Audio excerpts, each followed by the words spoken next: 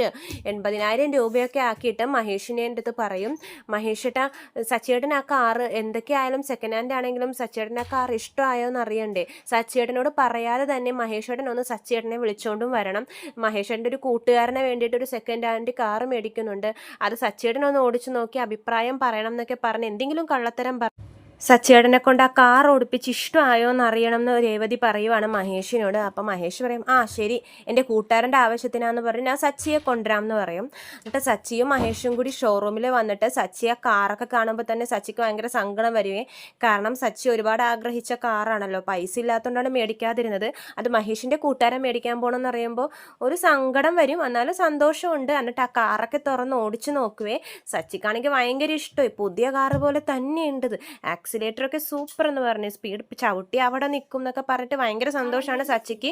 Super കാറാണെന്നൊക്കെ പറയുവാണ് മഹേഷിനോട്. കൂട്ടുകാരനോട് എന്തായാലും